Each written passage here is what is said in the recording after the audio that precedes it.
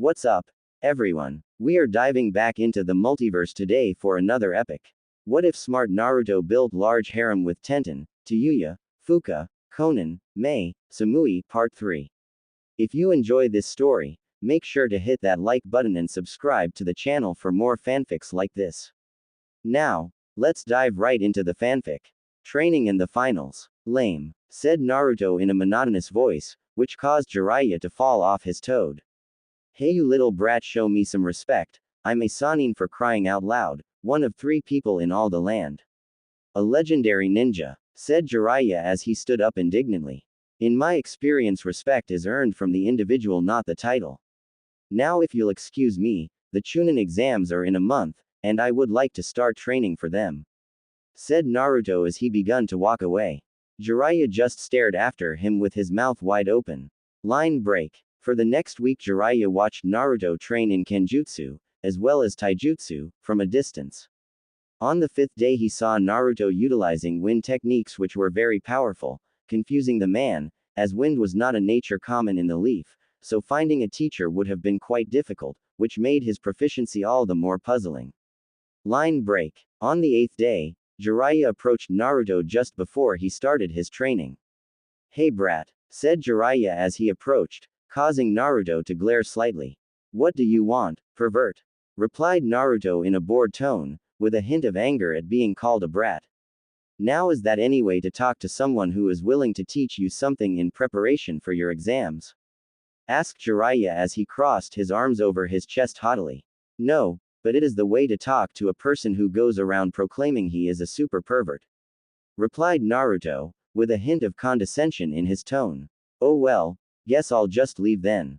To think I could have taught you how to do summoning jutsu, said Jiraiya with a smug grin as he walked away, thinking he had the boy hook, line, and sinker.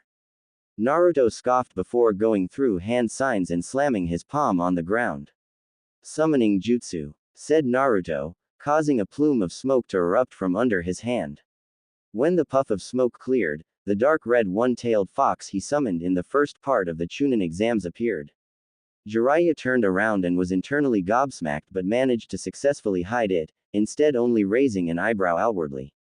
You can summon foxes. That's quite interesting, said Jiraiya, as he narrowed his eyes. Not quite, they are demon foxes, said Naruto grinning smugly. Do you want to see the boss? Asked Naruto with mirth in his eyes, before he started hand signs again, which caused Jiraiya to pale and rush at Naruto in an attempt to stop him. Naruto stopped of his own accord and started laughing before he eventually fell to the floor, laughing all the way. Ha ha ha, ah man, that was hilarious, I haven't pulled a prank on anyone in months, said Naruto, as he kept laughing. Jiraiya chuckled as it was a good trick before saying, exhaling in a bit of relief. So you can't summon the Kyuubi, that's a relief, said Jiraiya. Naruto instantly sat up, all traces of humor gone from his face as he corrected Jiraiya. Of course I can, I'm a man of my word, and if you don't believe me, said Naruto, trailing off as he formed the first hand sign, which caused Jiraiya to start waving his hands in front of his face nervously.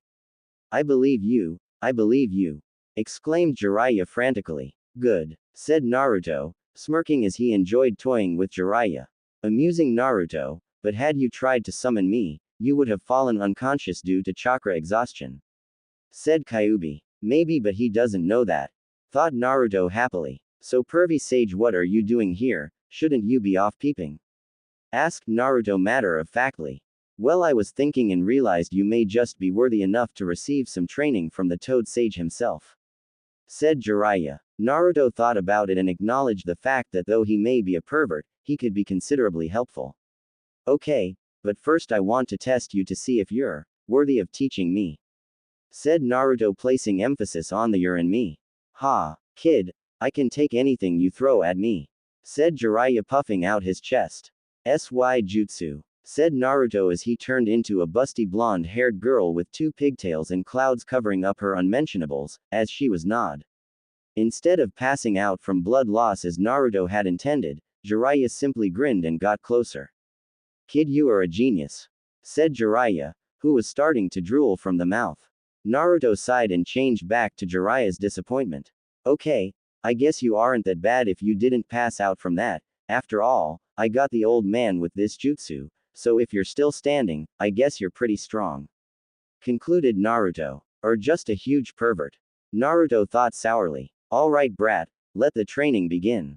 Shouted Jiraiya, who still had a bit of blood coming down his nose, much to Naruto's annoyance.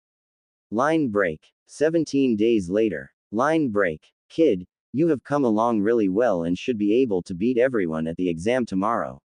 Said Jiraiya with a hint of pride in his voice. Thank you Jiraiya sensei. Said Naruto for the first time. Don't mention it kid, but more importantly, that jutsu you've learned is incomplete, there is still another step to it. Said Jiraiya seriously. What is the other step? Asked Naruto, tone equal parts of curiosity and surprise. Adding elemental chakra to it. Revealed Jiraiya, who was pleased to see Naruto's eyes widen with ideas and realizations. Once you add an element to this jutsu it is complete, and you will have accomplished something that neither I, nor the fourth could ever do. Said Jiraiya happily. Thanks for all your help pervy sage, and don't worry, I'll have this jutsu mastered within 10 days after the Chunin exams. Said Naruto, grinning as he jumped away. You know what kid, I actually believe you. Thought Jiraiya chuckling. Line break. The next day. Line break. I wonder if Lee is up for a spar.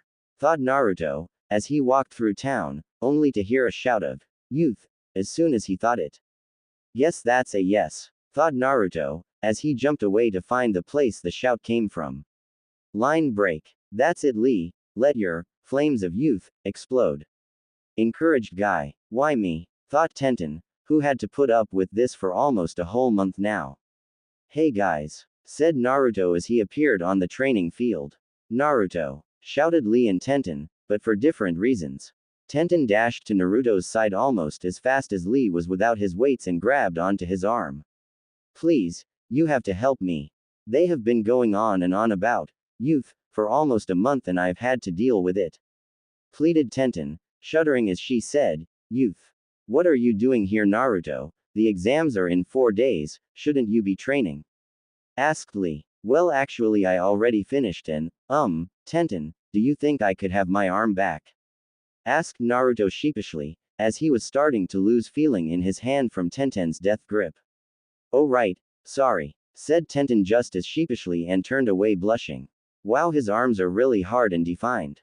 Thought Tenten, which was the cause for her blush. Naruto blinked for a moment, trying to understand Tenten's reaction, before momentarily shelving the thought and continuing on with what he wanted to say. I was wondering if you wanted to spar and if you could tell me a little about the 8 inner gates. Finished Naruto. Lee had flames in his eyes, but Guy frowned at Naruto asking about the inner gates. Naruto, why do you want to know about the 8 inner gates? Asked Guy seriously. Well, I was thinking what would happen if you were in a dangerous situation and had none of your weapons and were low on chakra and figured you'd have to use taijutsu and sadly, mine is pretty unrefined, so I figured the gates would help. Answered Naruto. Guy thought about it before saying. Perhaps I can teach you how the gates work, but I won't teach you how to open them until you can either beat Lee in a pure taijutsu spar, or at least last for 1 hour. Said Guy thoughtfully. Fair enough, but I don't think I can beat Lee just yet, but I still want to spar to see how much I need to improve. Admitted Naruto. Lee and Guy nodded. Ready, begin, shouted Guy, beginning the spar between Lee and Naruto. Lee and Naruto both disappeared even with their weights on, and a boom was heard a moment later. Many other booms echoed every couple of minutes with no signs of Naruto or Lee stopping.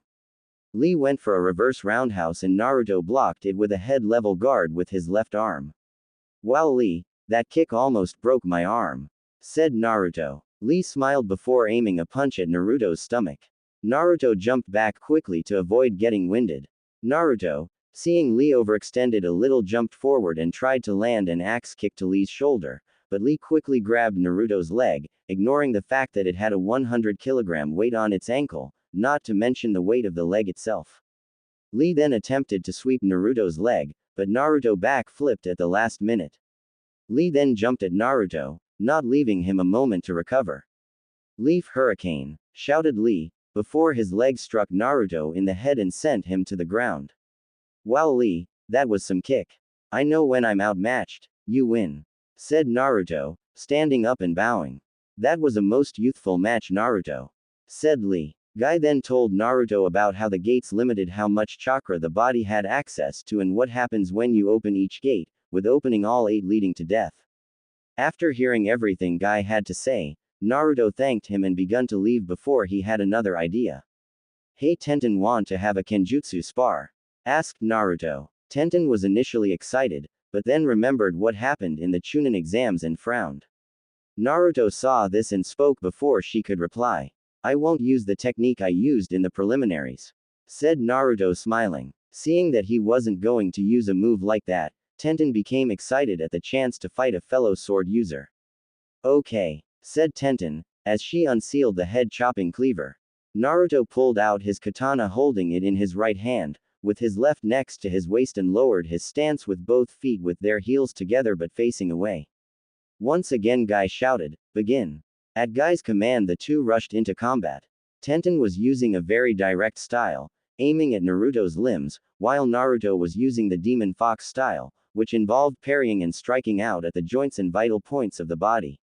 After coming dangerously close to having his arm sliced off, Naruto started to make use of his speed. He appeared behind Tenten and stabbed at her kidney, but her quick reflexes saved her as she dodged by leaping to the side. Naruto kept charging and had 2 close calls, almost stabbing Tenten in the stomach and lungs, but to her credit, while Tenten wasn't as fast as Lee, she was still very fast. Eventually, however, Tenten brought her blade down on Naruto's shoulder, which was just barely stopped in time by Naruto's blade. However, this gave Naruto the opportunity he needed as he quickly pushed against the blade, causing her to stumble, which allowed him to get behind her and press his sword to her back directly over her heart. I think I win, said Naruto happily. Tenten smirked before saying, maybe or maybe not. Tenten quickly stuck her leg out and swept Naruto's own, but Naruto was holding on to her shoulder, so he didn't run her through, which caused Tenten to also fall and turn around. Eventually they both landed on the floor, with Naruto under Tenten, which caused Tenten to drop her sword and Naruto to drop his as well. Tenten looked at Naruto and Naruto looked at Tenten. After about 10 seconds of staring into each other's eyes, they both realized that the way they looked right now could send the wrong message about what they were doing. Both had a tinge of pink come to their cheeks before Naruto said, let's call it a draw.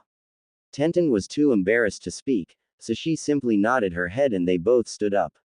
Naruto quickly picked up his sword and gave Tenten's own sword back, which Tenten responded to by mumbling thank you. Well, thanks for the spars and advice, Guy, Lee, and Tenten. Said Naruto before jumping away as fast as possible. Your face was priceless back there. Ha, if this is how you react to situations like that, I can't wait until. Started Kyuubi. I can't hear you, Kyuubi. Repeated Naruto over and over again until the Kyuubi stopped.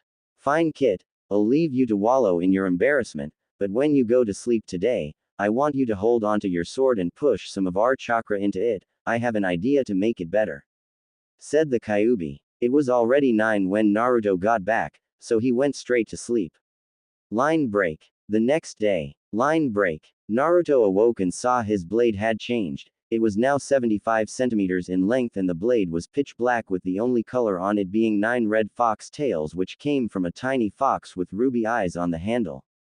The handle was gold with a citrine embedded in the hilt, which represented powerful symbolism and regeneration, a fitting representation of both an Uzumaki and the Kyuubi. Fox, this is the most amazing blade I have ever seen. Thought Naruto excitedly. Well, are you going to give it a name? All great swords have a name. Asked Kyuubi. Hey, Kyuubi, what's your name? I don't believe your name is just the 9-tailed fox or Kyuubi.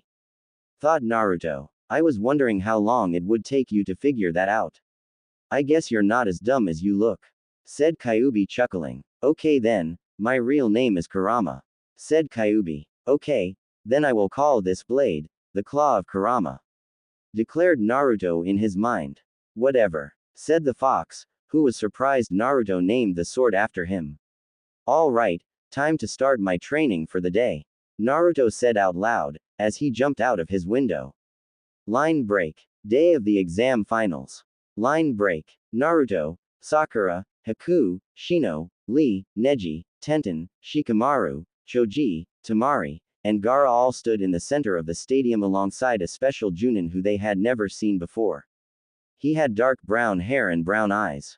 He wore his forehead protector like a bandana, and the standard Junin outfit. He also had a Senbon needle in his mouth. Naruto walked up to him and said, "Excuse me, but where is Hayate-sensei?" The special Junin looked at him before sighing and said, "He couldn't make it today, so I'm filling in for him. I'm Genma, and I'll tell you what happened after the finals." Naruto frowned at the vague response but nodded nonetheless, before walking back next to Haku and Sakura. Poor kid. Why do I have to be the one to tell a kid his sensei was found dead last night?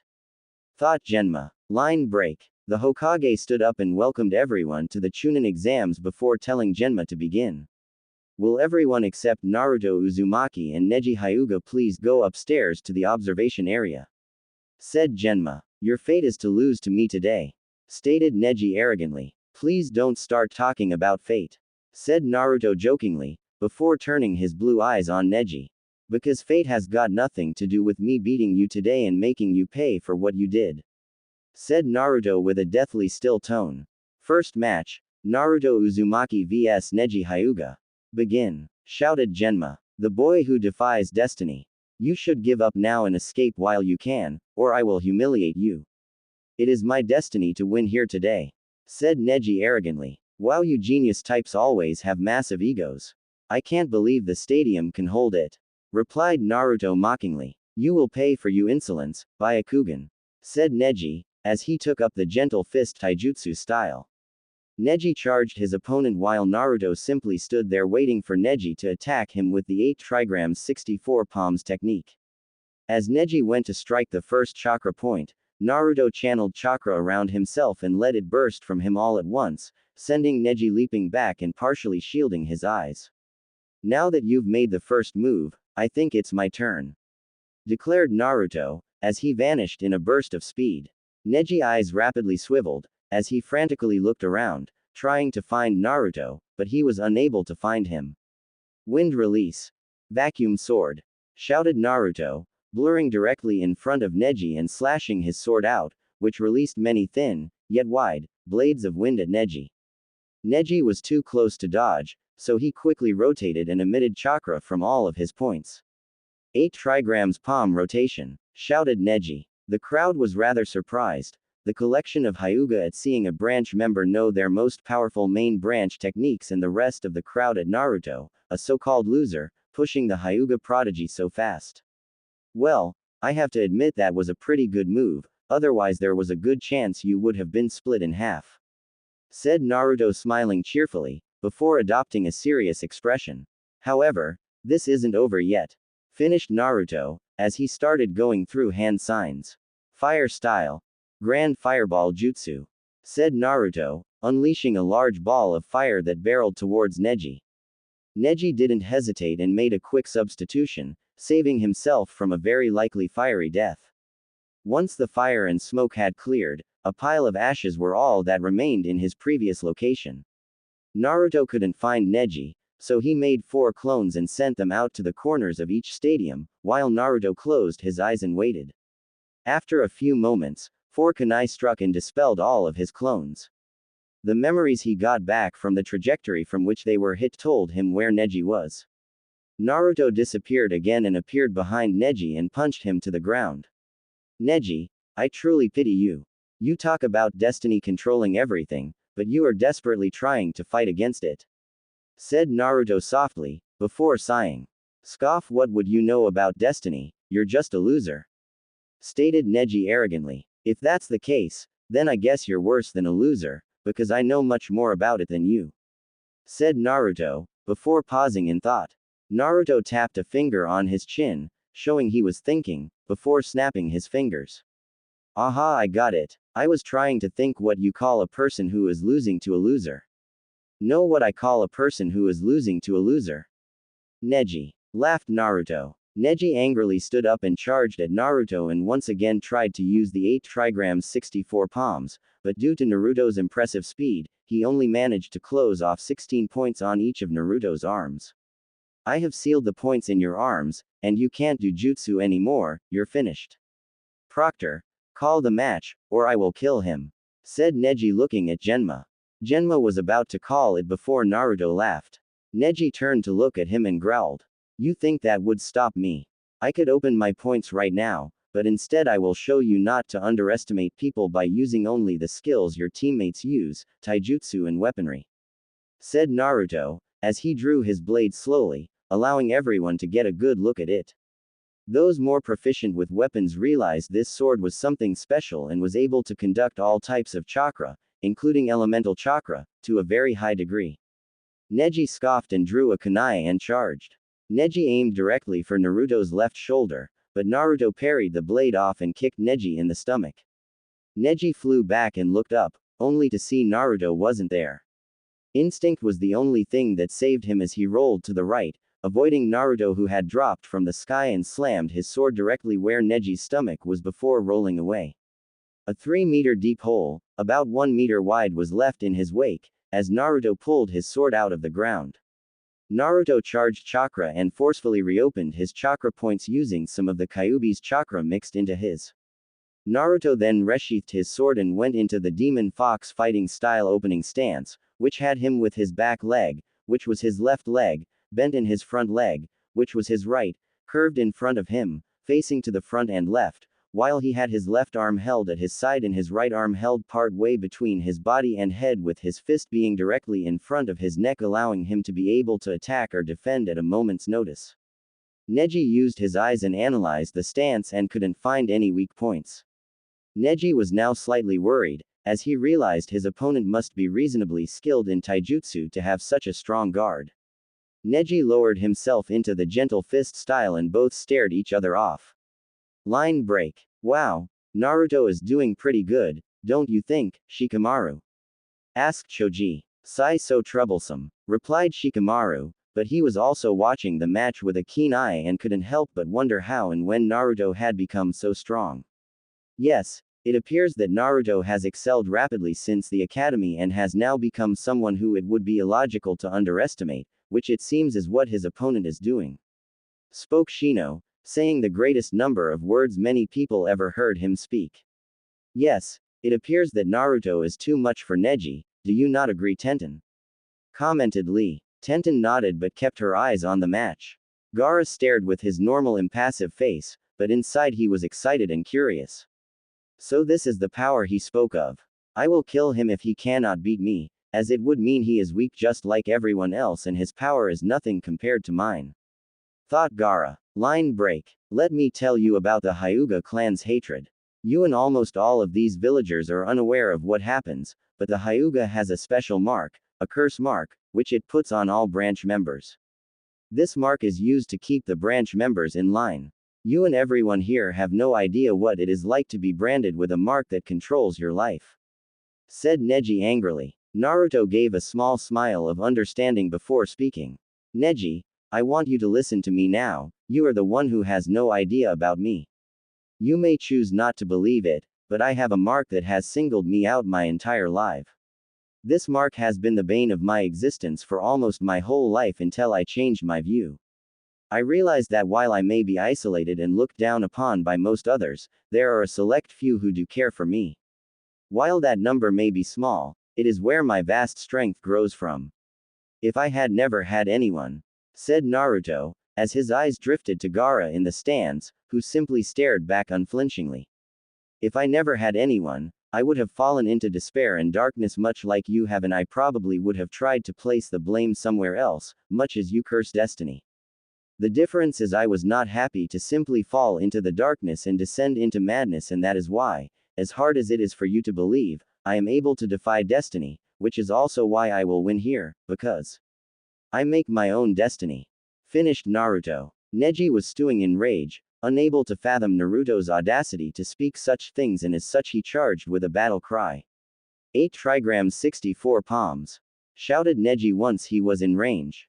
Naruto spoke as Neji approached and said to him, now let me show you how perseverance and hard work makes one capable of defying destiny. Naruto got into his stance and parried every strike Neji tried and threw 50 shuriken at Neji, 10 at a time in rapid succession, each throw 3 seconds apart. Neji used the 8 trigrams palm rotation to deflect the waves of shuriken and kept spinning as he saw Naruto charging at him. Naruto gathered chakra in his right hand and quickly formed a dense sphere of chakra and slammed it against Neji's defense. Rasengan! Cried Naruto, shocking almost every Junin and anyone who knew of the 4th Hokage's legendary technique.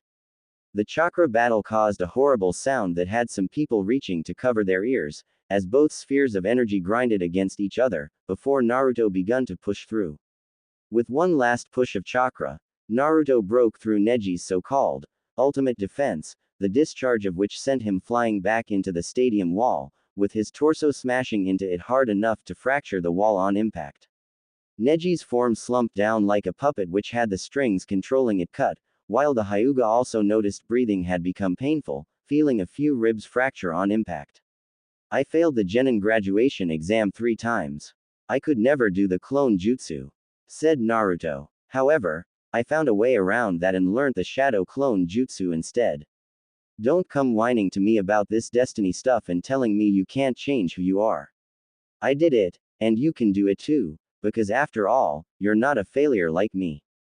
Finished Naruto. Winner, Naruto Uzumaki, announced Genma. Everything went silent until after a while some clapping begun, which soon increased in volume. Naruto helped Neji up as the medics came out and Naruto smiled at the crowd before walking away. Naruto Uzumaki, the boy who defies destiny, thought Neji as the medics took him away. Line break. Naruto walked up to the contestant area and received a fair bit of congratulations from Lee and Choji, a lazy thumbs up from Shikamaru before he mumbled troublesome, a wary eye from Tamari, and an intensely focused glare from Gaara. You did really well, Naruto, said Sakura. Yeah, it seems I'm really going to have to step up my training to beat you, said Haku with a small smile. Naruto, that was amazing. I don't think I've ever seen anyone beat Neji and you absolutely dominated, commented Tenten. Naruto, I will win my match and then I will fight you in the next round, said Lee excitedly. At this Naruto gave a small frown. Lee, be careful. I know you are strong and want to prove yourself but, started Naruto, before he lowered his voice slightly, his eyes momentarily darting to the side. Your opponent is very dangerous, and you need to watch yourself in this fight, finished Naruto seriously. Lee nodded in seriousness, but all the same replied, do not worry about me, Naruto, I won't lose. Naruto took a seat and got comfortable, as Lee and Gaara walked down to the center of the stadium. Lee stared at Gaara with determination and Gaara stared back impassively. Second match, Lee vs Gaara. Begin, shouted Genma. Gates vs Demon. Gaara immediately took out the cork from his gourd and let his sand pool around him, while Lee raised a hand up and got into his normal stance. Lee charged and swung a kick at Gaara's head, but it was blocked by sand. Lee then tried to punch Gaara in the stomach but was once again blocked by sand. Is that it? Asked Gaara stoically. Watch this, shouted Lee. Lee then ran as fast as he could and attacked with a barrage of punches and kicks, but none penetrated the sand. Lee then looked up at Guy who flashed him a smile and thumbs up. Lee grinned and jumped up to the stadium wall and took off his weights. What? Does he think a couple of pounds are going to make him fast enough to beat Gaara? Scoffed Tamari. Naruto grinned and replied, I think you'll find a few pounds does make a difference. Naruto realized things were about to get interesting because Lee was the only one he knew, Guy aside, who could match the weight Naruto kept on him, but while they both had 500 kilograms weighing them down, Lee's were only situated around his legs, making him faster than even Naruto was, when going into his tailless from. Boom was the sound that resounded around the stadium as Lee disappeared in a flash, causing the dust clouds that had been raised to instantly split. Gaara blinked as he felt a fist impact very close to his head and turned around to see what happened, but then his eyes widened in shock when he felt a kick near his stomach impact his sand not a second later. Gaara was safe until Lee descended from above and landed a kick on his head, shocking every person from the village hidden in the sand. Line break. I am possible, that kid H hit Gaara, stammered Tamari. Naruto stared at Lee and Gaara and despite himself, couldn't help feeling excited that he would get to fight with one of them next. Gaara's face cracked, and sand fell, revealing a demonic expression, but it was quickly replaced with his stoic one. Gaara then begun to actively engage in battle and started sending his sand out to attack Lee. Lee dodged a huge hand of sand but was struck in his right ankle by a spear of sand. Lee grimaced at the gaping hole in his leg which was almost the size of his palm and proceeded to open the first gate, at which point he charged at Gaara and kicked him up into the air. He then appeared behind him and wrapped his bandages around him before shouting, "Primary Lotus." However, before they hit the ground, Lee grimaced and closed his eyes from the pain in his ankle, before slamming Gaara into the ground. Genma looked on and figured it was over but still waited. As the dust cleared, he saw a shell of sand in the shape of Gaara in a deep crater. "What? How?" asked Lee in shock, as he couldn't think of how Gaara could have escaped. There was some dark laughter coming from Lee's left, so he looked over and saw Gaara emerging from a wall of sand. "You are strong. Ha ha, you will make me feel alive," shouted Gaara, as he raised his arm and blasted a literal wave of sand at Lee. Lee was too tired to dodge after opening the first gate and was smashed into the wall and screamed in pain. After a while the sand let up and everyone could see Lee's arms and torso were bleeding heavily. As another stream of sand then came at Lee, the green-clad ninja surprised everyone when he managed to leap away and dodge it completely without too much difficulty. "It seems as though you are a more than worthy opponent, therefore, I will take this seriously. Third gate, Gate of Life, open," shouted Lee, as his skin begun to turn red. Everyone assumed Lee would then attack, but many were surprised as his chakra output kept increasing before he shouted, "Fourth gate, Gate of Pain, open." Lee then disappeared in a swirl of dust before reappearing under Gaara and kicking him up. He continued to kick Gaara up and then appeared above him and punched him, then appeared under him and kicked him and continued to beat him senseless, sending the boy blasting away upon each impact. The sound of Lee's muscles tearing apart was heard by the ninja in the stadium, so Lee moved to end things. Lee then grabbed a strip of cloth which was wrapped around Gaara. Lee clenched the strip of cloth and pulled the helpless Gaara towards him, preparing his final attack. "Fifth gate, Gate of Limit, open. Reverse Lotus," shouted Lee immediately after opening the gate, seconds before Gaara was within reach. Lee wound up his fist as he gave the cloth one more harsh tug, before he punched Gaara in the torso, smashing the sand ninja into the ground, cratering it on impact. Lee collapsed on the ground shortly after that, holding his right ankle which was bleeding profusely. Gaara lay under his gourd which had turned into sand at the last minute, saving him from being knocked unconscious. Gaara raised his hand to the side and said, "Sand coffin." As sand closed around Lee's right leg and arm, Gaara prepared to clench his fist. "Sand burial," he shouted, attempting to crush Lee's trapped limbs. Genma quickly saw Lee was finished and went to intervene, but stopped as Guy had already intervened. "Why?" was all Gaara could say. "Because he is my student and precious to me," said Guy. Lee began to stand up, causing many to go wide-eyed. "No, Lee, began Guy, before seeing Lee was unconscious. "Oh Lee, what have I done?" whispered Guy tearfully. "The winner of this match due to interference and from his opponent being unable to continue, is Gaara," announced Genma. There was quiet for a minute as everyone was shocked by this turn of events, before some respectful clapping began. Medics took Lee off, followed closely by Guy, as Gaara walked back up. Gaara locked eyes with Naruto, but then quickly looked away and grabbed his head in pain. "Line break. Will the next contestants please come down?" asked Genma. Shino walked down to the stadium, but Sasuke was nowhere to be found. "Line break." The Hokage stood up, ready to disqualify Sasuke, but the Cage spoke up. "Surely you could postpone the match. I am sure many would like to see the Uchiha fight, and many would be disappointed if you cancelled his match. Simply push it to the end and then if he doesn't show up, by all means disqualify him," suggested the Cage. Hiruzen had to concede that many did come to see the Uchiha fight, so he quickly told one of his guards to deliver the message to Genma. Line break. Genma was annoyed at such a huge bending of the rules for one ninja and didn't like it at all, but still relayed the message while maintaining his professional demeanor. As Sasuke Uchiha is not here right now, his match will be pushed back to the end. Should he not show at this time, he will be disqualified. In the meantime, will the participants of the next battle come down?" said Genma lazily, with only hint of annoyance seeping through. Shino merely turned around and walked back up, as Haku and Choji came down. Third match, Haku vs Choji Akamichi, begin, shouted Genma, earlier, and soon engulfed Shino in a fiery blaze. The Shino which was burned was merely an insect clone, however. The real Shino then appeared somewhere off to the right before speaking up as he raised his hand. Proctor, I forfeit. It would be illogical to continue when more than half my bugs have been destroyed. Why? Because even if I win here, I would lose in my next match, said Shino. Genma nodded, understanding Shino's reasoning before announcing the result. Shino Aburame has forfeited the match, therefore the winner of this match is Sasuke Uchiha. The crowd cheered as the first round concluded, with everyone then being told there would be a 15-minute break before the second round begun. The 15 minutes went by in the blink of an eye, and it wasn't long until Genma called down the next pair. Naruto and Gaara walked down ready for their match. As they faced each other, Gaara spoke to his opponent.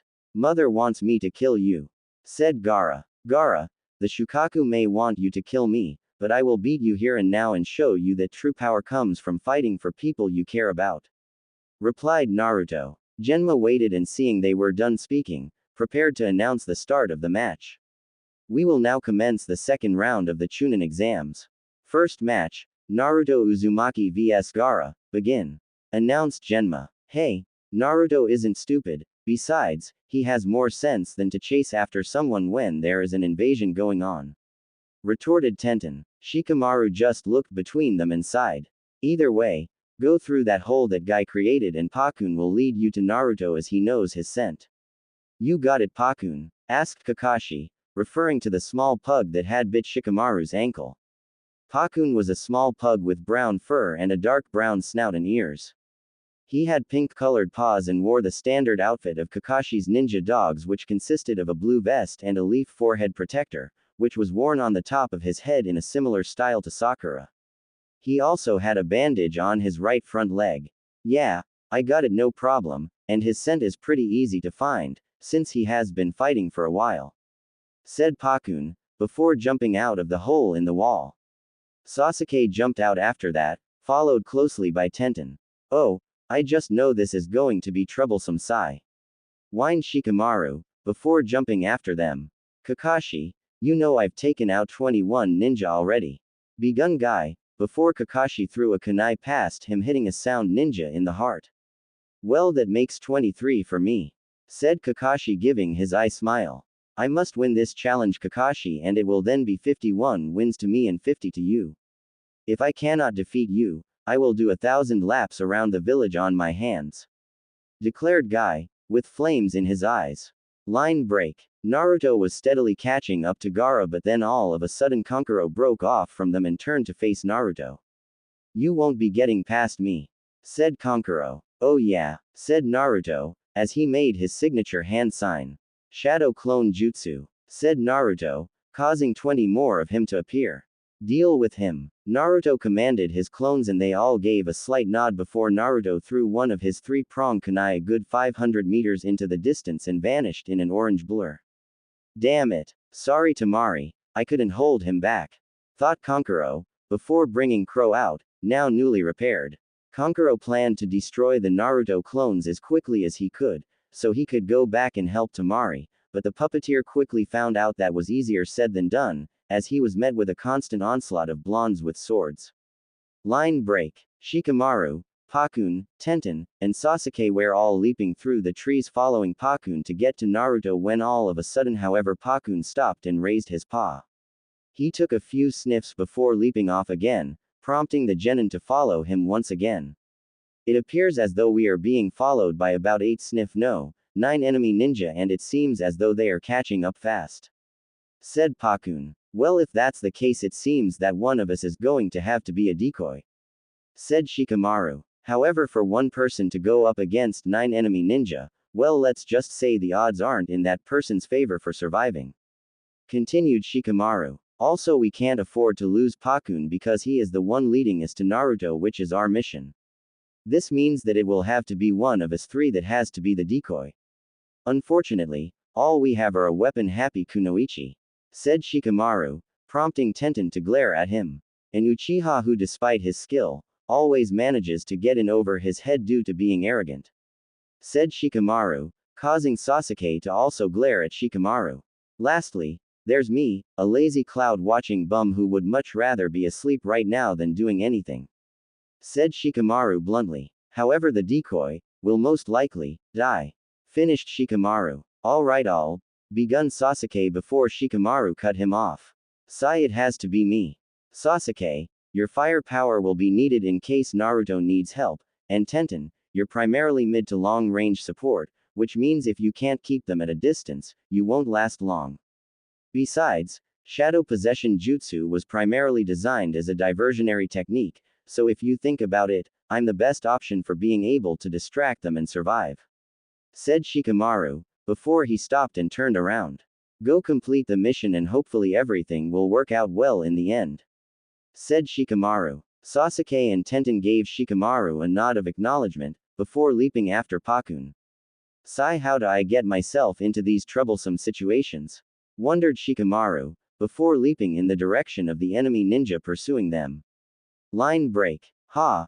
I caught up to you," announced Naruto, arriving on a tree 2 meters behind Gaara and Temari.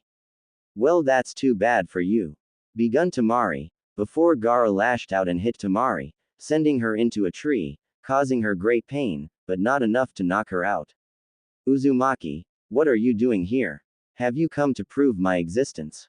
asked Gaara. "No, Gaara, I can't let you go, not until I help you get out of the darkness that I came very close to falling into," said Naruto softly. "You are a fool, Uzumaki. I already told you that fighting for others won't help you win, it will simply bring about your destruction," said Gaara, beginning to channel Shukaku's power.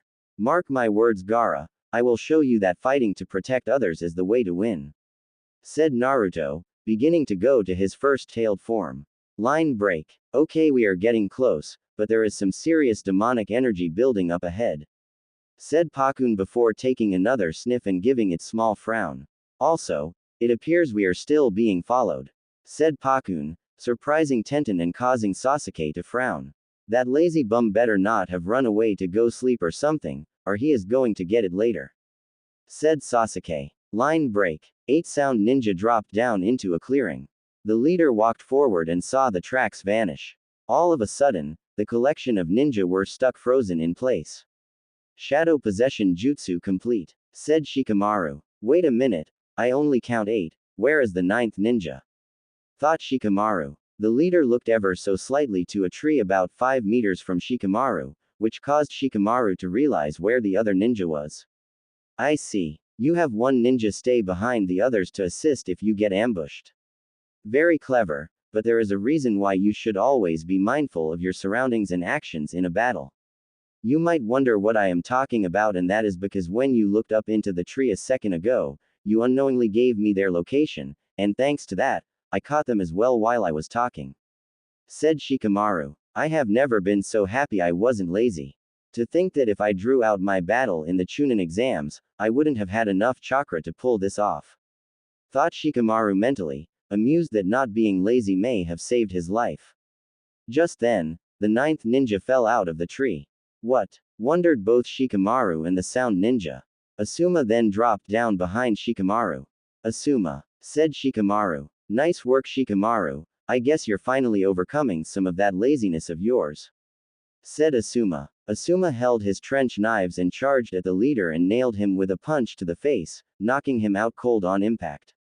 He then proceeded to kick another ninja into a tree, who splintered the tree with his body, his tortured form curling around it in pain as his eyes went white before he passed out. In Shikamaru's shock, he accidentally let go of the remaining sound ninja. 2 of the sound ninja realized they were free and quickly threw kunai at Asuma, but he just used the substitution jutsu, their kunai harmlessly impaling a log. Asuma then dropped down and slammed both of their heads down into the ground and then slammed both his arms into 2 more of them who charged at him, sending them crashing into a pair of trees which fell over from the strength of the attack.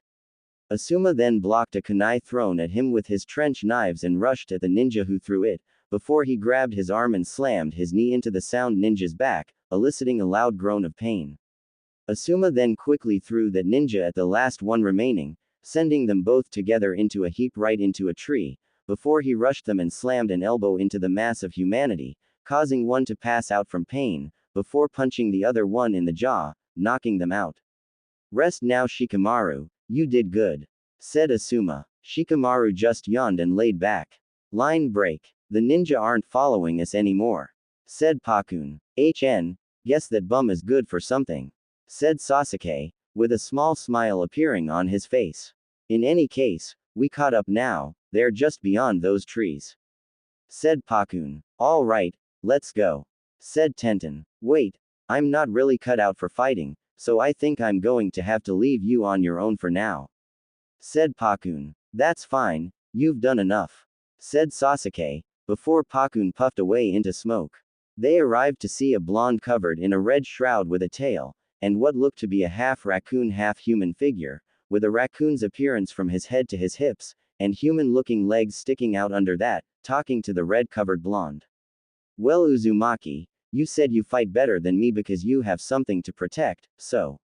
Begun Gaara before he launched two globs of sand and pinned Sasuke and Tenten to a tree each, catching them both off guard. If you don't beat me, then your two friends there will die, said Gaara. Sasuke. Tenten. No, there is no way that they will die here today, growled Naruto angrily, before bursting into the third tail, bypassing the second. Naruto. Unleashed. Naruto charged at Gaara and swiped his now densely chakra-encased claw-like hands across Gaara's left shoulder, the red bubbling chakra slicing through the sand like a hot knife through butter, ultimately causing the entire arm to fall off. It fell to the tree with a loud thud before Gaara screamed, taking a moment to process the pain from the corrosive chakra. Arg, Uzumaki, yelled Gaara in pain, before another demonic-looking sand arm grew from his shoulder stump. You will pay for threatening my friends' lives. I will bring you down here, shouted Naruto in a deeply demonic tone. That's why you're fighting, I already told you, fight only for yourself, or you will die. I fight to prove my existence as my own village tried to erase it. That is why I won't lose to you, shouted Gaara as he extended his now regrown sand arm at Naruto, causing him to jump to the side and stick to another tree, while the one he had been on before was smashed into pieces. Gaara growled and the sand covering him spread, snaking across his arm over his torso and head until reaching his other arm before moving down. Now Gaara was completely covered in sand and had a tail of his own made of sand. Sand Shuriken, shouted Gaara in a voice now almost as demonic sounding as Naruto's, before 50 shuriken made of sand flew at Naruto. 3 shuriken clipped trees on their way to Naruto, quickly and cleanly severing the branches they struck before continuing on. Tailed beast sonic roar, thought Naruto before opening his mouth and roaring, blasting chakra outwards in all directions, which destroyed the trees nearby and deflected Gaara's sand shuriken. Gaara growled before lunging at Naruto and slamming his now 2-meter-long tail down where Naruto was standing. Naruto saw Gaara charging, and his eyes widened as his size did nothing to slow him down. Just before Gaara hit Naruto thought, Naruto quickly rolled to the side on all fours, falling when the branch was smashed. While Naruto was in free fall, he used this moment to begin forming his Rasengan, which began to turn red from the fox's chakra and then settled on purple after mixing with the blue of his normal chakra. Rasengan, shouted Naruto, bouncing of a nearby tree with a burst of chakra, as he jumped up and hit Gaara's tail, ripping it in half. Gaara once again cried out in pain, but had the presence of mind to jump away from Naruto, lest he provide him with another looked on with an almost curious, thoughtful expression, before settling into one of insanity, before he began to grow to huge proportions, becoming easily larger than the cage tower. Naruto used chakra to launch himself up to the top of a tree, before leaping up to nail Gaara in the face with a punch, but, ignoring the punch completely, Gaara breathed in deeply, with 20 or so mouths appearing on his body before shouting, wind style, infinite sandstorm devastation. At which point all the mouths opened up and unleashed a chakra-coated sand cloud. Naruto was blown back, but the damage he took was almost instantly healed by the fox. Naruto then began to form 2 Rasengan in his hands, assisted by the chakra shroud around him. He then used one of his tails to pull out a 3-pronged kunai, which he threw behind Gaara. Naruto vanished and appeared behind Gaara, catching the sand demon off guard.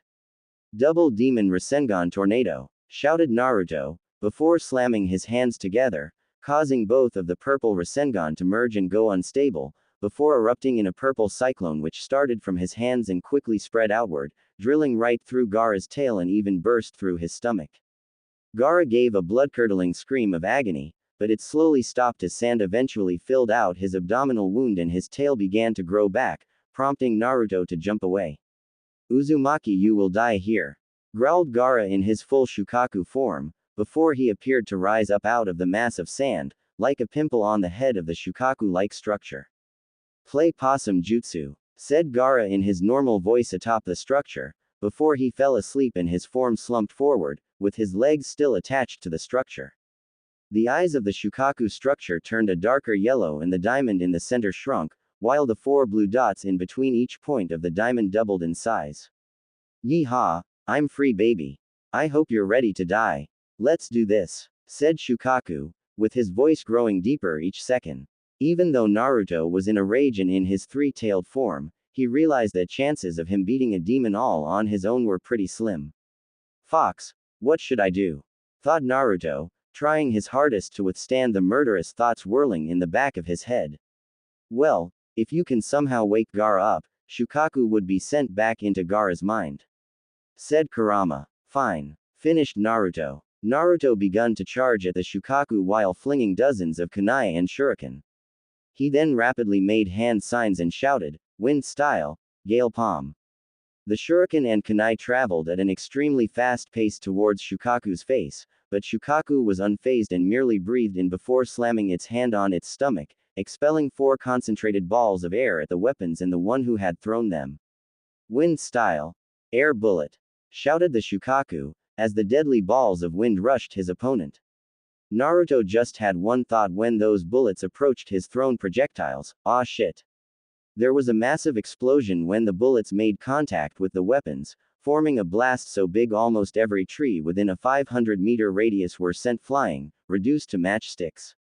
Naruto was also blown away, but not by much, as he used chakra to stick to whatever he could while he was in the air. Once the dust had settled down, Naruto came up with a new idea to combat Shukaku. Naruto got down on all fours and gathered chakra into his mouth, as his neck and mouth started to bulge. 9-tailed fox fire stream, shouted Naruto, unleashing a stream of fire 3 times the size of the one he used in the exam stadium and measuring 3 meters in diameter.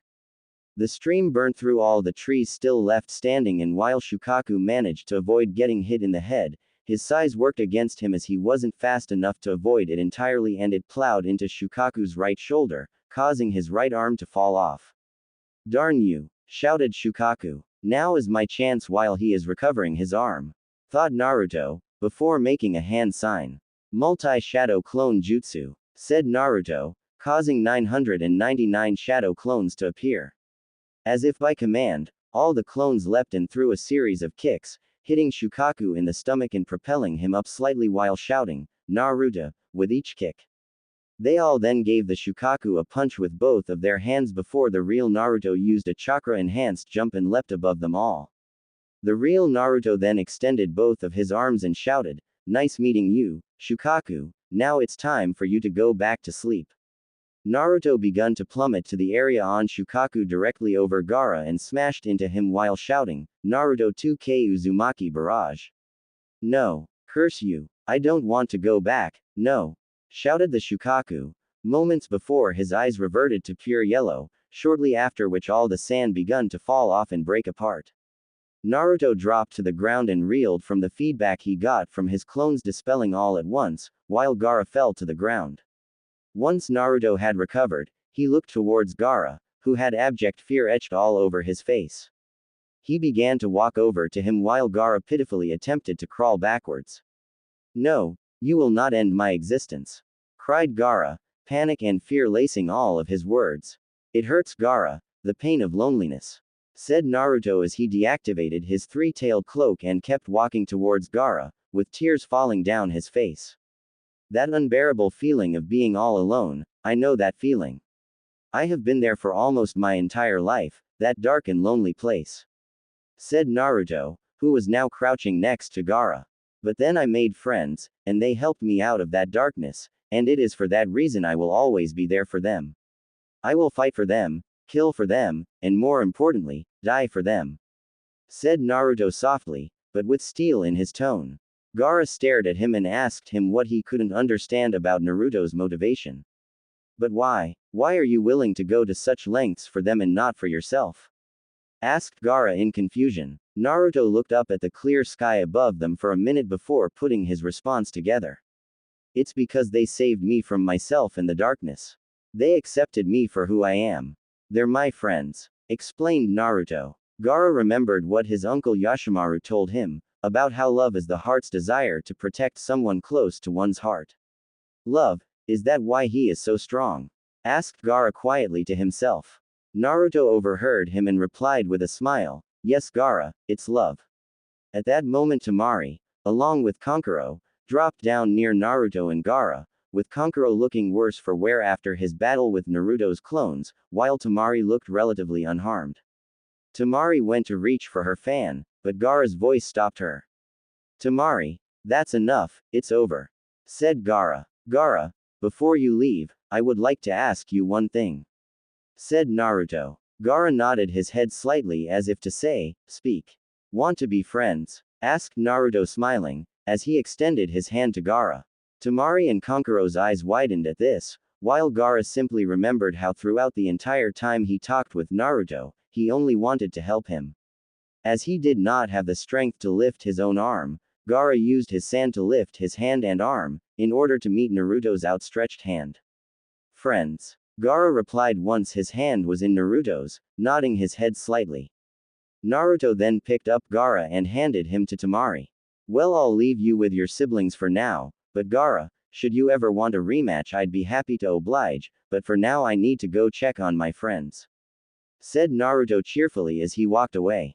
Gaara gave a small barely noticeable smile before he mumbled, "I'll keep that in mind," which caused Naruto, who had heard this, to grin, while Temari and Kankuro looked flabbergasted. Temari transferred Gaara to Kankuro, before they begun to leap away. "Temari, Kankuro, I'm sorry," said Gaara, stunning both of his siblings. It took a while, but Kankuro eventually replied, "It's okay Gaara," before they kept leaping away. Line break. Naruto meanwhile found Sasuke and Tenten, who were now waking up. "I hope you enjoyed your nap," said Naruto with a grin when they looked up to see him. Naruto, what happened?" asked Sasuke groggily. "Well, Gaara got the drop on you guys and stuck you guys to the tree with sand, which would slowly crush you guys until you died, which led me to proceed to beat the sand out of him, at which point he grew larger than the cage tower and caused massive explosions destroying most of the trees remaining. Finally, after getting the drop on him after nailing him with an advanced form of the technique I used in the Chunin exams, I knocked him over the head and woke him up, at which point he conceded defeat, which caused you guys to be free of the sand and not be crushed to death on a tree," said Naruto cheekily. Whatever loser," said Sasuke before he turned around. "Thanks," Sasuke said, before leaping back to the village. Naruto's jaw dropped at hearing Sasuke thank him and proceeded to pinch himself to make sure he wasn't dreaming, much to the amusement of Tenten, before he shut his mouth and gave a huge grin. "You're welcome I guess," chuckled Naruto. "Naruto, I want to thank you too," said Tenten, causing Naruto to turn towards her. Tenten quickly closed the distance and gave Naruto a peck on the cheek, which caused him to go red like a tomato. Tenten giggled at this reaction, before she too began to leap off to the village. Naruto stayed there rooted in his spot for a minute, blushing like crazy, before smiling an even bigger grin than when Sasuke thanked him. "You're very welcome too," muttered Naruto, before he too leapt off to the village.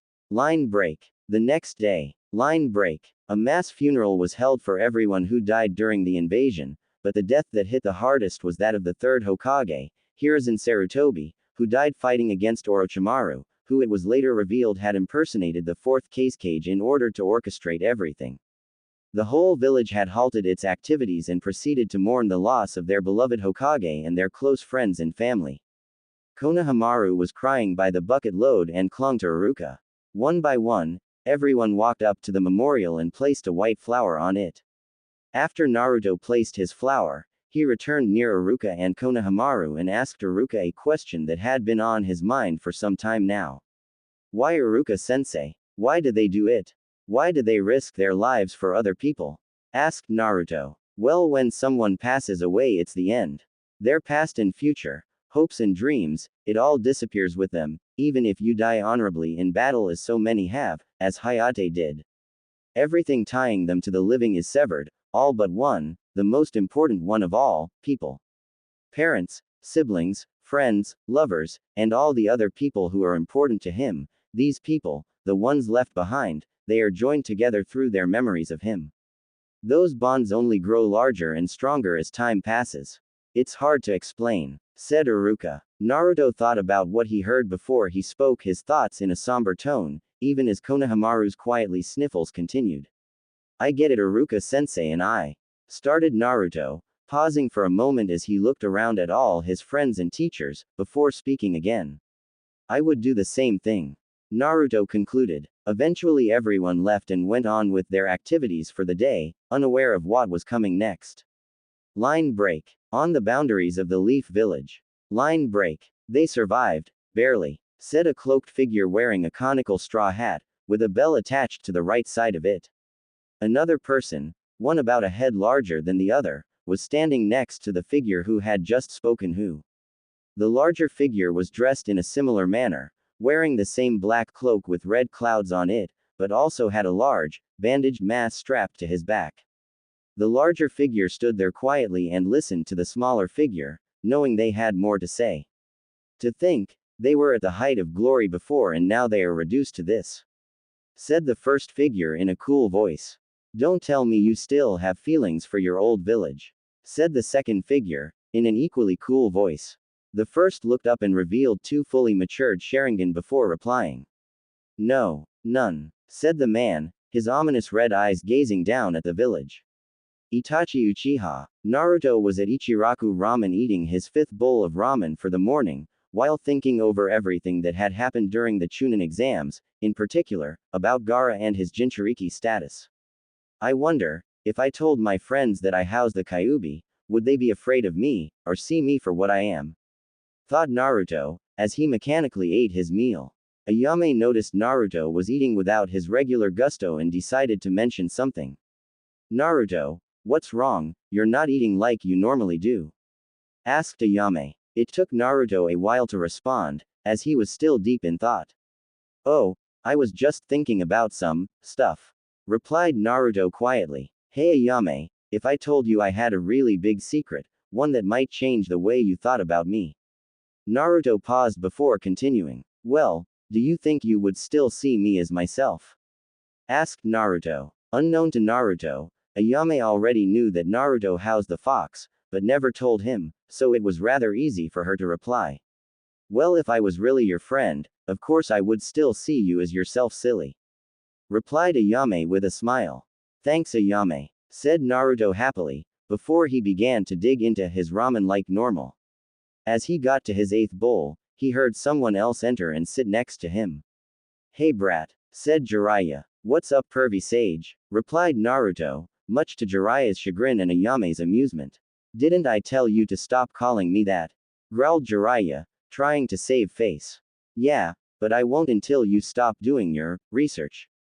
Replied Naruto, making air quotations as he said research. I will never, declared Jiraiya, before getting back to what he wanted to say. Anyway, are you up for a mission, brat? Asked Jiraiya, already knowing the answer. Sure, said Naruto, before becoming pensive again. What's wrong, kid? Asked Jiraiya. Oh, nothing, I'm just thinking about things, said Naruto, apprehensive again. After a while Naruto spoke up again, momentarily pausing in his eating. So what's this mission? Asked Naruto, mildly curious. You and I are going to track down my old teammate, Tsunade. Said Jiraiya. What? That's it. No thanks then, I need to get stronger. Said Naruto. What can I offer him? Darn, I should have held out on the Rasengan. Thought Jiraiya. Well, I could teach you Fuinjutsu, you know the thing that the fourth used to beat the fox. Whispered Jiraiya. At this, Naruto shot up like a bullet, his back going ramrod straight. You can teach me that? Asked Naruto with stars in his eyes. Of course, after all, I was his teacher. Said Jiraiya, puffing out his chest a little. Deal pervy sage, said Naruto, before finishing his ramen and bolting out of the shop, heading home to pack. Well, that was easy, thought Jiraiya, before hearing Tuki chuckle as the man handed a slip of paper to Jiraiya. Huh, what's this? Asked Jiraiya. The bill, replied Tuki, before laughing. Jiraiya looked down and his eyes bulged and almost fell out of his sockets.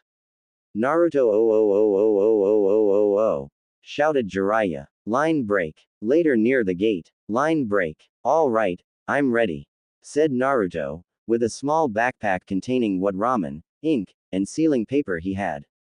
Okay, let's head out then, said Jiraiya, as they begun to walk away, internally thinking of ways to get back at the blonde for sticking him with the ramen bill. Line break. In the village. Line break. Kakashi was standing outside a tea shop after his interest had been grabbed by two men in black cloaks with red clouds. Kakashi had just finished talking to Asuma and Kurenai, who he had been teasing, suggesting they were on a date, which the couple denied. Hey Kakashi, you said you wanted to see me, said Sasuke, as he walked up to Kakashi's position. The shorter of the men stiffened as he heard this, causing Kakashi to take notice and confirm his suspicion. Oh yes Sasuke, I have a new technique I wanted to show you, but something has come up at the moment. Don't worry however, we can just do this later. Come to the usual training ground in 3 hours at noon, said Kakashi, before he turned back to look at the men in the tea shop, but noticed they were gone. Asuma and Kurenai disappeared, while Kakashi gave Sasuke a small wave before vanishing with a body flicker as well. Line break. Near the outskirts of the village. Line break. Kakashi arrived to find Itachi Uchiha, the person who single-handedly murdered his entire clan in a night, leaving only Sasuke alive, standing behind Kurenai, who was squatting down holding her stomach in pain. At the same time, Kakashi also spotted Kisame Hoshigaki, ex-member of the Seven Swordsmen, and he was slashing at Asuma with his sword, which was partially covered by bandages, with only the tip of the blade free. Kisame made hand signs before calling out his attack. Water style. Water shark bomb jutsu, said Kisame as his chakra washed over the group. A wave of water rose up and a glob of water was launched at Asuma, but it was blocked by the exact same attack. Well, I told you guys to deal with them, but I guess you guys needed a little help, said Kakashi as he arrived behind Itachi, while his clone stopped Kisame's attack. Itachi felt a kunai pressed against his chest before saying monotonously, "Shadow clone explosion." Chakra began to build up in the clone, causing Kakashi's eyes to widen, before he quickly grabbed Kurenai and jumped to where his clone was. The real Itachi appeared next to Kisame moments later. Why are you here? Asked Kakashi. Oh, just came by to visit, among other things, replied Itachi coolly. You're here for Naruto, aren't you? Said Kakashi, which caused Itachi to raise an eyebrow. Kakashi seems at ease, that must mean either Naruto isn't in the village, or he believes he can beat me. Most likely the former, thought Itachi. Itachi quickly changed his eyes, turning them into the Mangekyo Sharingan. Asuma, Kurenai, close your eyes now, commanded Kakashi. Whatever you do, don't look into his eyes, with them he can create powerful illusions which only the Sharingan can combat. Continued Kakashi. Admirable, Kakashi, trying to protect your fellow Junin, however, you appear to have overestimated your own skills, Tsukuyomi, said Itachi, as he looked into Kakashi's Sharingan eye. Line break. The area seemed to morph and now featured a red moon, which cast a red light throughout the illusion, with a cloudy atmosphere, giving the background a blood-red appearance. Kakashi looked at himself and realized he was now depicted in an inverted gray scale. This is the world of Tsukuyomi, in here you are at my mercy, and it will remain that way, explained Itachi, who upon finishing his sentence, caused Kakashi to be tied to a 3-point crucifix. Itachi then stabbed Kakashi, with his blade going right through him. After this, 5 more Itachi replicas appeared and did this again. We will be in here for 3 days, said Itachi, as the clones finished stabbing him. The scene reverted to the beginning and Itachi said, only 71 hours 59 minutes and 59 seconds to go. Line break. Kakashi suddenly collapsed to his knees in the real world, startling his comrades. Kakashi, what happened? Can we open our eyes? Asked Kurenai in worry. No, gasped Kakashi, his breathing now ragged and strained. Why you Akatsuki, you're after Naruto for the N9 tails, aren't you? Asked Kakashi through his ragged breathing. Itachi coolly stared at Kakashi, before responding, Kakashi, it seems like you will be coming with us. Does this mean I can fight now? Asked Kisame, giving a wide grin and showing all his razor-sharp teeth. Yes, Kisame, replied Itachi, which prompted Kisame to charge. You're mine, shouted Kisame, while bringing his blade down on Kakashi's down form. Kakashi's eyes widened, before a green blur appeared in front of him, which kicked Kisame and sent him flying back to Itachi.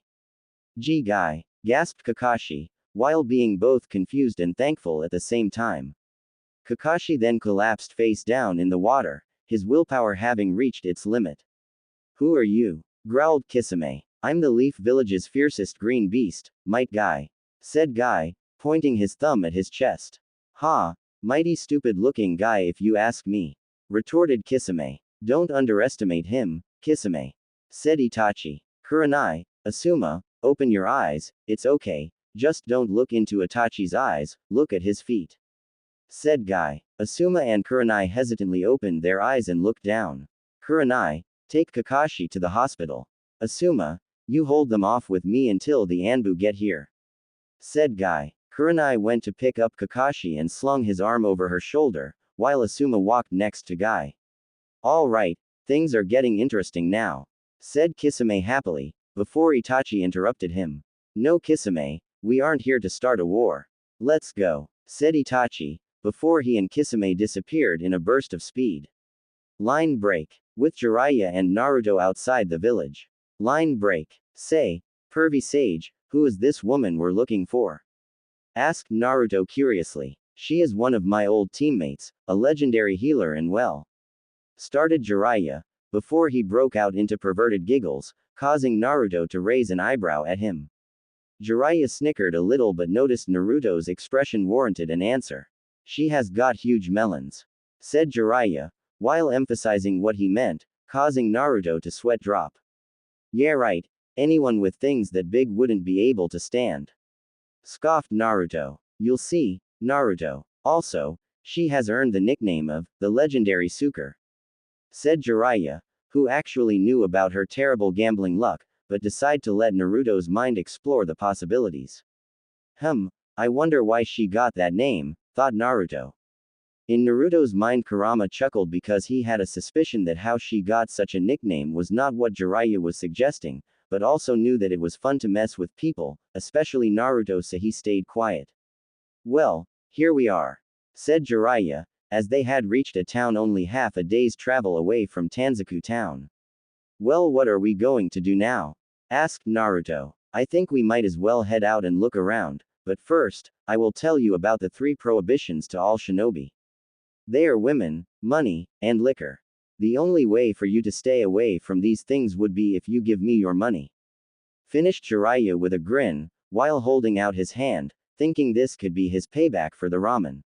Naruto's old prankster side kicked in again, which gave him an idea. Okay, here you go, pervy sage.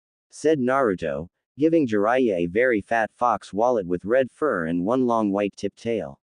Jiraiya's grin almost split his face, which gave Naruto the opportunity he needed.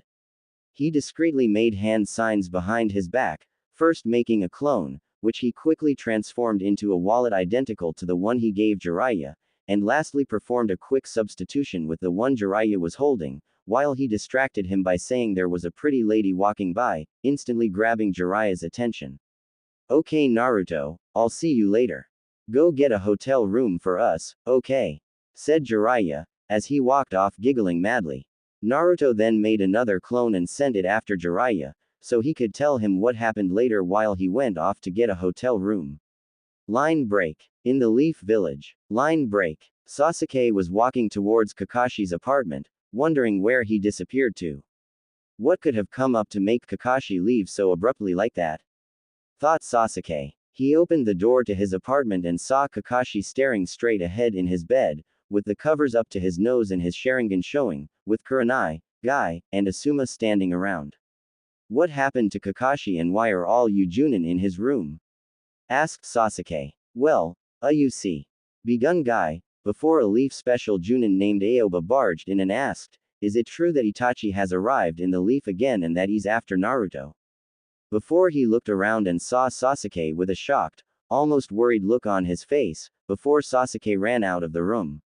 Idiot, said Kurenai. Line break. Sasuke was running through town and arrived at the ramen stand, frantically looking around for Naruto, but couldn't see him anywhere.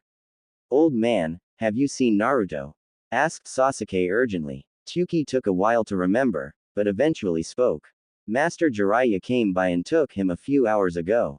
I think Jiraiya said they were going to head for an outpost town near Tanzaku town, where the two of them were going to be looking for his old teammate. Recalled Tsuki. Sasuke quickly left after hearing that, while Tsuki was disappointed he didn't buy anything. I have to find them. Naruto doesn't know what he is getting into. Itachi will destroy Naruto if he is after him. Sasuke thought in worry. Line break. Naruto, having settled down in his hotel room, began reading a scroll Jiraiya gave him on beginner Fuinjutsu, when he heard a knock on his door. My clone never came back, so it can't be the pervy sage. Thought Naruto. Naruto put his sword back in his sheath, which was a dark crimson in color, and attached it to his back, with the scabbard along his spine. The knocking continued, and Naruto then opened the door, seeing two Sharingan eyes, each with 3 Magatama in each eye. Naruto, you'll be coming with us, said the figure, which was garbed in a black cloak with red clouds, with a facial structure similar to Sasuke's. Well, from what I heard from Sasuke, you don't look to be a mad killer at all. In fact, I hardly sense any emotion from you at all, although you appear to have regret buried deep inside you, said Naruto calmly, while Kisame raised an eyebrow in curiosity, whereas Itachi simply blinked. Well, Naruto, you appear to be more perceptive than we have been led to believe, said Itachi. Itachi, should I cut off a leg to make sure he doesn't try and run for it? Asked Kisame. At that moment, Itachi glanced at Naruto, and Naruto looked into his eyes and saw something hidden deeply. It was pain and suffering. Itachi, were you aware that a certain snake has his eyes set on your brother? Asked Naruto, as he slowly moved his hands near his blade on the off chance that Kisame tried a sneak attack. At this Itachi frowned, but when Naruto continued, he let some emotion show. He has also given him something he calls a gift. Finished Naruto, at which point Itachi's eyes quickly betrayed him and revealed anger, sadness, and a great deal of pain for only a second, but it was enough for Naruto to sense. Shadow Clone Jutsu, said Naruto, as a clone of him popped up next to him and quickly gave Kisame a kick, catching him off guard, as he didn't expect such a wild brash move, which sent him 50 meters through the hotel, as Naruto's clone was also wearing weights. Naruto's clone then threw a 3-prong kunai and flashed away in a blur of orange. Now Itachi, let's talk about why a supposed mass murderer cares about his little brother who hates him greatly, said Naruto. Itachi stared at him impassively for a while before speaking. Naruto, how far would you go to protect the village? Could you kill for it, die for it, kill your best friend, and even give up everything you held close and dear for it? Asked Itachi, his tone not giving away why he would ask such a question. I would do everything I could to protect the village and those I care about in it. As for my best friend. Naruto paused before continuing. I don't think I could kill Sasuke for the village, however, if he tried to destroy it for whatever reason, I would stop him without killing him. Also, I would certainly throw away everything I held dear to me if it meant saving or protecting those who acknowledged me in the first place. Concluded Naruto, surprising Itachi. I too would have made those choices, and in fact I did, said Itachi, now surprising Naruto. Naruto, look into my eyes, said Itachi, which Naruto did, before he was then pulled into the Tsukuyomi. Line break. The truth is, Naruto, began Itachi, who appeared next to Naruto, the pair in grayscale standing in an expansive abyss. That the genocide of my clan was a mission, said Itachi, which shocked Naruto. What? Asked Naruto in disbelief, before Itachi raised his hand for patience and continued. The Uchiha clan grew angry over time and the makings of a civil war were brewing. My best friend, Shisui Uchiha, had one of his eyes stolen and gave me his other in an attempt to protect the village. In fact, I see most of his ideals and goals in you. His eye was stolen by a man named Danzo Shimura. Naruto, if you ever meet this man, tread carefully, as he is a ruthless war hawk and will kill you immediately if he thought you were a threat to the village. However, I digress. Anyway, relations between the Uchiha clan and the village were deteriorating rapidly, and as such, I was ordered by the council and Danzo to eliminate my own clan. Said Itachi, with a slightly remorseful look. Why, couldn't you have used diplomacy? Asked Naruto, who, while not a politician, knew there are peaceful ways to solving problems. They failed, said Itachi flatly, before continuing. It was rather unfortunate though that Sasuke found me just as I had killed my parents, and being as young and naive as he was, I told him that I killed our clan and family to test my capabilities. Itachi paused and studied Naruto, who seemed to be thinking about something while Itachi spoke. He later activated his Sharingan against me and actually knocked off my forehead protector. I then knocked him out and made him forget about activating it and made it seem like I was a villain and insane, while telling him to hate and despise me, as that would be the only way for him to grow stronger. Finished Itachi. Naruto absorbed this information before coming to a conclusion. Itachi, I am really sorry for all that has happened to you in your life, as you have clearly suffered a great deal just like me. I can also sense as though you are still holding out on information, such as your illness, but I won't dig into that if you don't want to tell me. However, if you continue to push Sasuke down this path, he may go insane and betray the Leaf Village, which I'm sure you don't want. That's why you need to decide what you will do now in order for your sacrifice to have not been in vain. Concluded Naruto as he looked Itachi in the eye, at which point Itachi nodded and ended the Tsukuyomi. Line break. Naruto blinked as Itachi's eyes reverted back into the normal Sharingan instead of the Mangekyo, as the world became full of color again. Kisame had destroyed Naruto's clone and Naruto received its memories. Huh, that was strange, thought Naruto, before Kisame arrived again next to Itachi. Brat, I would kill you if it wasn't against our mission. Growled Kisame, looking slightly ruffled but otherwise unharmed. Itachi, however, spoke, gaining both of their attention. Well, it has been a long time, foolish little brother. He declared, before turning to look into Sasuke's own two Magatama Sharingan eyes. Itachi, Uchiha, I've fostered all my hatred for you, and today you shall die. Proclaimed Sasuke. Well, this is interesting. I thought you killed your whole clan, Itachi. Said Kisame in curiosity. Enough talking, now you die. Said Sasuke, as he made hand signs and then formed a ball of lighting in his hand, named, a technique he learned from Kakashi during the training for the Chunin exams. Sasuke's lighting-covered hand cut through the walls as he rushed at Itachi, preparing to attack him. Chidori! Shouted Sasuke, his hand about to pierce his brother's heart. Healing Naruto. Jiraiya meanwhile had also ambled over and was watching the events unfold. All of a sudden, Naruto slowly lifted his arm and grabbed Tsunade's necklace. Hey, Tsunade, looks like I won the bet. Said Naruto, before he coughed blood.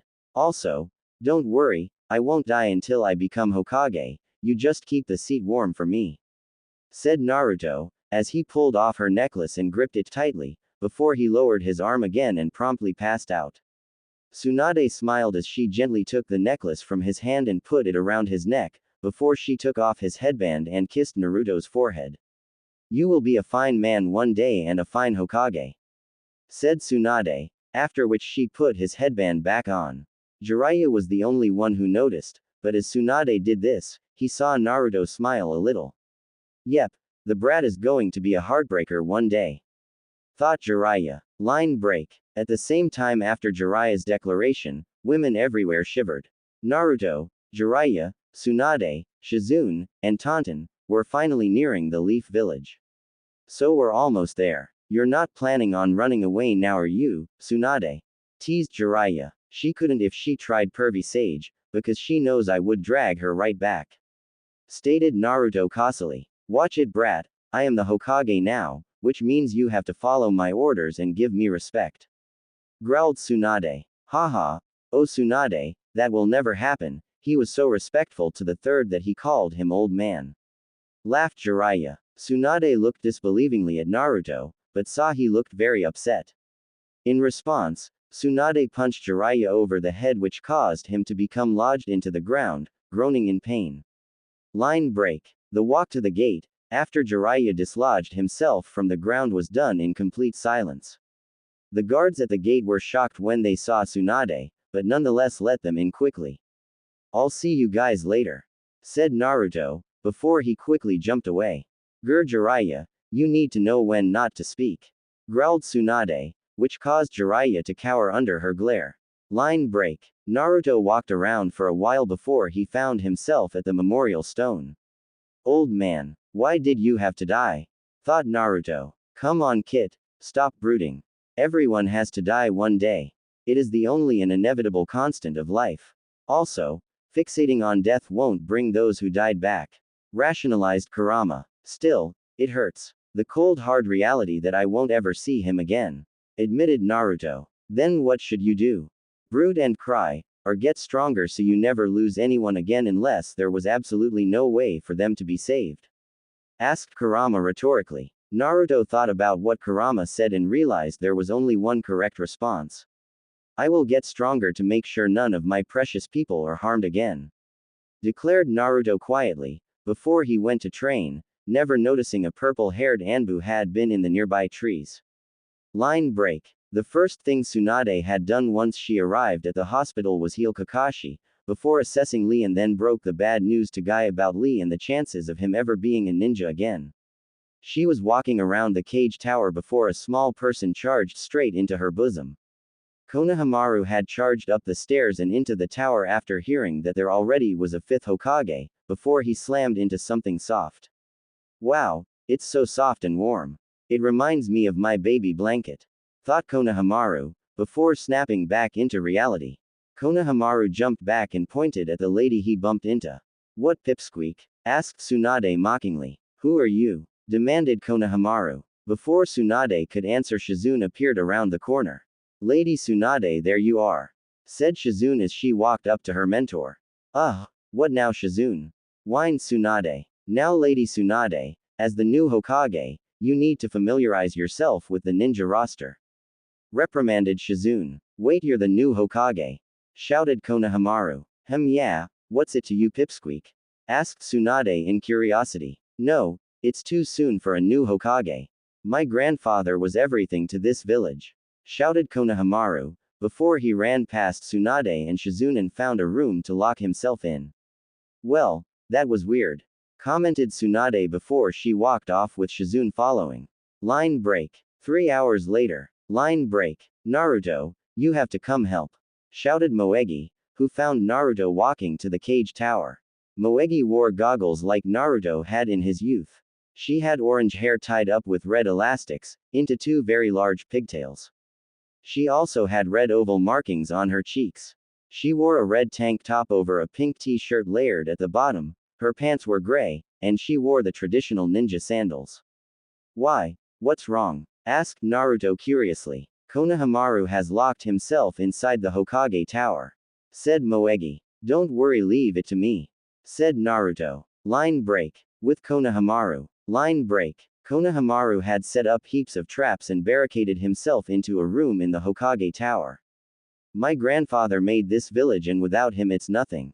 I won't let anyone forget him," mumbled Konohamaru. "Hey Konohamaru, open up in there," shouted Naruto. "Go away," shouted Konohamaru. "Sigh, I guess if you won't come out, I'll just have to come in," said Naruto. "Just try it. I rigged the whole place with traps, you are not getting in," said Konohamaru defiantly. "Sigh, transform," said Naruto lazily, as he turned into a tiny white mouse. Naruto crawled under the gap in the door and warily looked around. He noticed a lot of ninja wire and a few explosive tags. Was he trying to kill himself? Wondered Naruto. Naruto scurried onto the explosive tag and injected some chakra into it using his white tail. He then jumped onto a wire and unhooked it from where it was tied without breaking it, so all the stuff that would have fallen remained where it was, while the trap was deactivated. Lastly, He jumped onto another wire nearby which had kunai attached to it. He quickly bit the wire, causing all the kunai to fall. Konohamaru was startled by the kunai falling and then by the puff of smoke. Game over, Konohamaru, said Naruto, as he released the transformation. Man, mice have it hard, thought Naruto. Now Konohamaru, any reason you locked yourself in here? Asked Naruto, as he sat down in front of him. Why? Shouted Konohamaru, but a stern glance from Naruto made him lower his voice. It's because Grandpa is dead and soon everyone will forget all about him, said Konohamaru sadly. Tell me, Konohamaru, do you know who the first, second, and fourth Hokage are? Asked Naruto cryptically. Yeah, but what does that have to do with anything? Asked Konohamaru, confused at the change in topic. Well, if you know who the fourth is who died 15 years ago, and the first and second who died almost a century ago, why would anyone forget the old man? Said Naruto. Konohamaru thought about it and realized that Naruto did have a point in that if the other Hokage were remembered, why wouldn't they remember the third? Okay, Naruto, I get it. Sorry for yelling at you, by the way. Apologized Konohamaru. It's alright, remember, I knew the old man as well and I know it hurts, but you know he wouldn't want people moping around. If anything, he would want us to train and become stronger and carry on the will of fire. Said Naruto passionately. Wow, boss. Alright, I will become the strongest ninja in the village. Proclaimed Konohamaru. Sure. Hey, you know what, Konohamaru? Meet me at Training Ground 7 in an hour and I'll teach you a killer move. Said Naruto. Konohamaru nodded and they both got up to leave. As Naruto opened the door, a fist came flying at his face. Naruto barely got his hands up in time, which he reinforced with chakra to prevent him from going straight through the wall and instead, only got slammed into it. Well, I never realized those grandma cracks got to you so bad, Tsunade. Said Naruto, after he pulled himself out of the wall. Tsunade was gobsmacked that Naruto wasn't sent flying from her strength. How did you survive that? Asked Tsunade. Ah, you wound me, grandma, didn't I say underestimating me would get you killed one day? Mocked Naruto. Tsunade growled and ran straight at Naruto with her fist raised, before abruptly stopping, grabbing a medical book to her right, and leaving, which shocked Naruto. Damn it, she tricked me, shouted Naruto, which prompted Tsunade, who was still in the hallway and within hearing distance, to laugh. Line break. After Naruto had spent a few minutes starting Konohamaru on the first stage of the Rasengan, he was now going around trying to find the hidden leaf 12, as he decided to tell them that he housed the Kyuubi. Are you sure they will be able to handle it, Kit? Asked Kurama. Well, I have been surprised before by all kinds of people and these guys are my friends and teammates, so I guess they should be able to handle it. I hope, thought Naruto uncertainly. Line break. Naruto had tracked down all of them and asked them to meet him at Training Ground 7. They all arrived after a while and looked around in confusion at seeing each other but not Naruto, until Naruto dropped down from a tree. Hey guys, thanks for coming. Started Naruto uncertainly. Hey, what are we doing here, Naruto? After you asked me to come to a training ground, I thought you wanted a spar. I guess that isn't the case. Said Kiba. Well, yeah, it's not for a spar. Said Naruto, which prompted Lee to groan, as he had similar thoughts to Kiba. Okay, but first, before I tell you guys what I want to say, I have something to show you. Said Naruto, as he pulled out a kunai and a sealing scroll. What am I holding? Asked Naruto, which caused everyone to stare at him. After a while of confused staring, Lee responded, You are holding a kunai and a scroll. True, now if I do this. Said Naruto as he sealed the kunai into the scroll, which he then picked up again. What is it now? It is a scroll with a kunai inside. Responded Tenten, unsure of what he was getting at. Has the scroll become the kunai?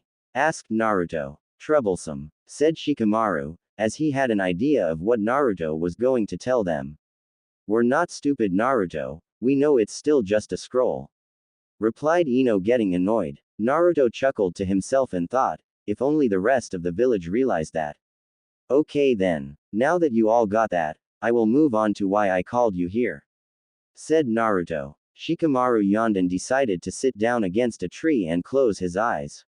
Wake up, Shikamaru, shouted Ino. Sigh troublesome blonde woman, I already know what he is going to say. Said Shikamaru, prompting raised eyebrows from the genin and an understanding glance from Naruto. Well, prompted Naruto. You're still Naruto, said Shikamaru, which caused Naruto to smile. Huh, said Sakura, who had no idea what was going on. Neji, do you remember what you saw in the forest? Specifically, when the sound team attacked us? Asked Naruto, ignoring Sakura's unintelligent response. Yes, Uchiha had demonic purple wisps of chakra, while you had demonic red wisps. Said Neji. Very astute, replied Naruto, which caused many to gape in disbelief at his using of the word astute. Lastly, do you all know the story of the nine-tailed fox? Asked Naruto. They all nodded, being familiar with the story. Sure, the fourth used a jutsu which he used to kill the nine-tailed fox in exchange for his life. Said Choji, which prompted many to nod, but Naruto didn't. Well, not exactly, said Naruto. Huh, responded most of them barring Shikamaru, Sasuke, Neji, and Hinata. Now before I tell you this you need to know this is an S-class secret and telling anyone about this is grounds for execution. Said Naruto seriously. WYC can you talk about it then? Stuttered Hinata. Well it relates directly to me, so I'm allowed to speak about it. So can you all keep a secret? Asked Naruto, getting nods from all. Okay, said Naruto, as he took in a deep breath and exhaled before continuing. The truth is the fourth couldn't kill the fox, as it is a mass of chakra with no physical form, only will, and as such couldn't be killed. Knowing this, the fourth came up with a jutsu which he knew could keep the fox from destroying the village, but the cost of using the jutsu was his life. Sealing jutsu. Reaper Death Seal, that's what he used to take the spirit of the fox and seal it away. However, he needed a special object to seal the fox into. Being the strongest of the tailed beasts with the greatest amount of chakra, he could only use a newborn baby whose chakra coils were not fully developed. Finished Naruto. All of them, minus Shikamaru and Shino, were confused at why he stopped there. So what does that have to do with you? Asked Kiba. Do any of you know when my birthday is? Asked Naruto. Many of them looked down in shame, not knowing when his birthday was. Sigh, it's October 10th, said Shikamaru with his eyes closed. Once again, everyone except for Shikamaru and Shino were confused by this. Lastly, when did the fox attack the village? Asked Naruto, as he closed his eyes. October. Begun Sasuke. 10th. Finished Sakura, in a stunned tone of voice. There was a collective silence before Tenten spoke. So? Asked Tenten. Huh, said Naruto as he opened his eyes. So what? Like Shikamaru said, you're still Naruto. Said Tenten. Shino nodded before speaking. You have a similar burden to the Aburame and you have my acceptance if I have yours. Of course, Shino. Said Naruto with a smile. You were cursed with a seal like me and didn't let it define you. You truly are the greater man Naruto. Said Neji. I guess this explains why you are so strong. Said Sasuke. Well actually, the fox doesn't help me with. Begun Naruto, before Sasuke cut him off. No, I meant mentally. You had the worst odds from the very beginning and never let it consume you. You stayed sane and didn't embrace the darkness even though you were thrown into it, instead, you conquered it and became stronger. Explained Sasuke. Thanks Sasuke, said Naruto with a heartfelt smile. So none of you have a problem with this? Asked Naruto. No Naruto, it would be most unyouthful to blame someone for something they had no control over. Said Lee, who everyone agreed with, despite his mention of youth. Thanks everyone, this means a lot.